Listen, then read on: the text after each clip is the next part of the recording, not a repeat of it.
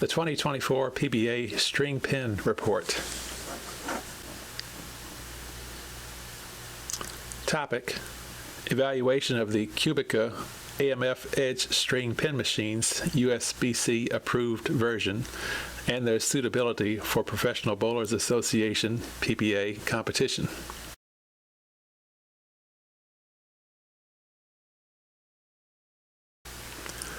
Early in 2024, several bowling centers equipped with the new USB-C approved Cubica AMF string pin machines expressed interest in joining the PBA Regional Tour.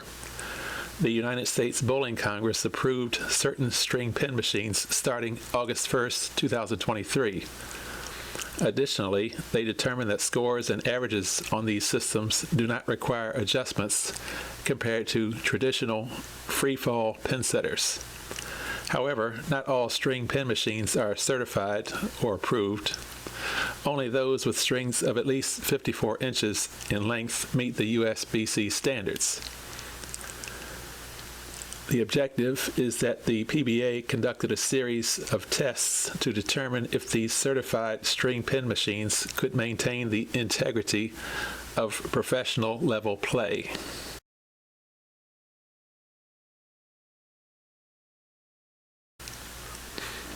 Free-fall machines are when pins are placed freely on the lane and knocked down without any attachments. String pin machines are when pins are connected to strings that are used to reset the pins. USB-C approved string pin machines use longer strings of 54 inches to simulate free-fall action while minimizing tangles, otherwise known as breakdowns. Key considerations. 1. Strings on string pin machines can affect pinfall dynamics, potentially affecting scoring. 2. Approved string pin machines aim to closely replicate free-fall conditions, but may behave differently under certain conditions.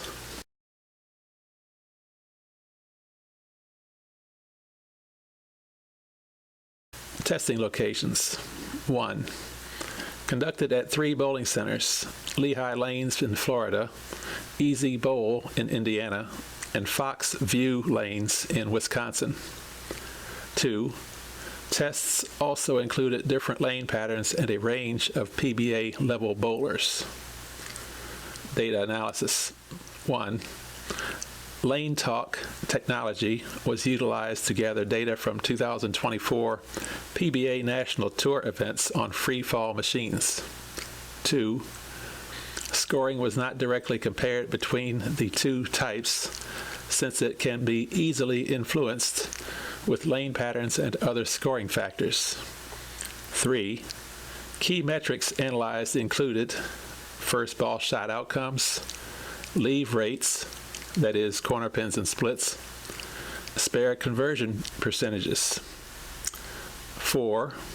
Videos and surveys were also reviewed. The findings. 1. Strike and spare rates. A. The strike percentage on Cubica AMF string pin machines was 48.52% compared to 57.62% on the National Tour freefall machines. B.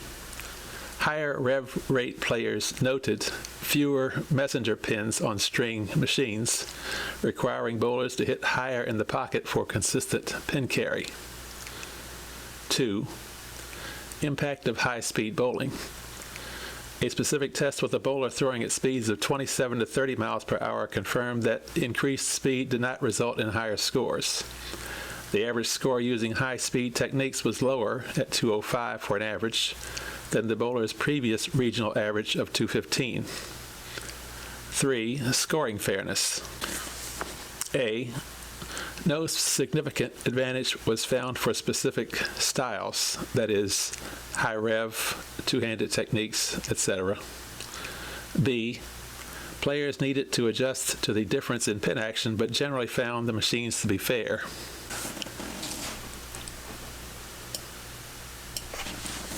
4. Pin respotting and out-of-range issues. A. String machines automatically reset pins to their original positions, unlike free-fall machines that may have more nuanced handling of out-of-range pins. And B, the PBA will follow USBC rules for handling these situations. 5. Surveys and player feedback. A. Surveys conducted with participants showed that 91% of bowlers would be willing to compete in PBA events on USBC-approved string pin machines. And B, very few re-racks are needed. 5 in over 1,350 games were reported, suggesting improved speed of play.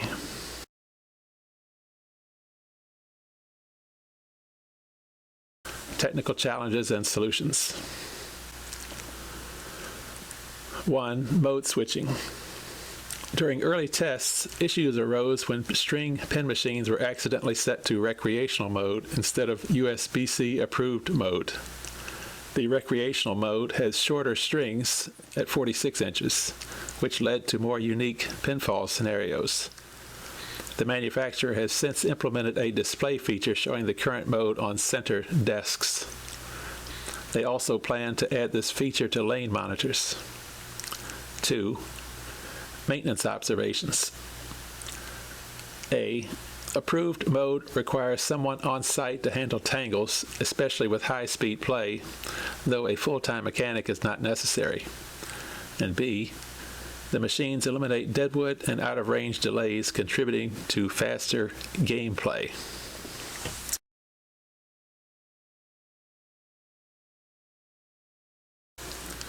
The PBA's tests and data analysis have determined that USBC-approved Cubica AMF Edge string pin machines are acceptable for professional-level competition. The machines maintain the integrity of the sport while offering benefits like reduced maintenance and increased efficiency. The next steps. 1. Integration. Cubica AMF Edge string pin machines in USBC-approved mode can be utilized in PBA Tour events. For 2025, the PBA has several PBA regional tournaments planned. There are no title events currently scheduled for the PBA National Tour. 2. Further testing.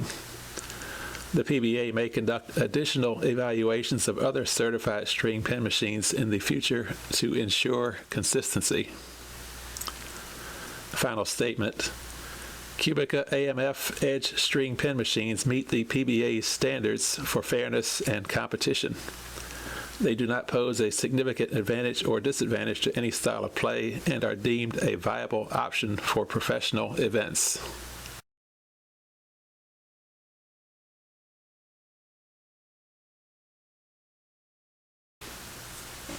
In regard to the string pin machines or pinsetters, while it's a new idea for the 10-pin tour and 10-pin facilities, it's not a new thing for small ball bowling. 5-pin bowling in Canada has utilized the string machines and free fall in different bowling centers as far back as at least the 1990s and maybe even prior to that, the 1980s. I'm not real sure.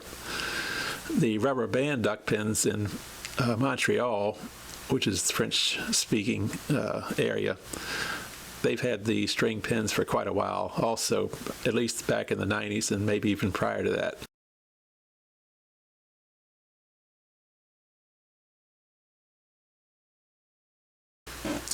When I was doing research on the book that I worked on, I came across the first string pinsetter, which was invented in around 1851 in Lewistown, PA, if memory serves me correctly.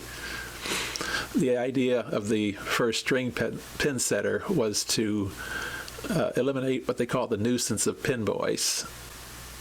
It wasn't to leave spare breaks intact. The idea was if a person were to roll and knock down 7 or 8, they'd have the ability to pull on like a lever on their side of the room that had strings attached to it, and the activation of the string pinsetter would just set up a new set of pins, a full 10, but not like selected 7 or 8 that were knocked down, and then to set up the 2 or 3 that were remaining, they would just set up a full rack. So that's just a tidbit about the first string pin setter. And I'll leave a link or two in the description section of this video, and there you can read up on the first string pin setter in the United States. And I'll see if I can locate a video for string pin setters in the continent of Europe, which they use traditionally for the Ninepin game, and it's interesting to watch their competitions as well. So that's just something that might be of interest to the viewer.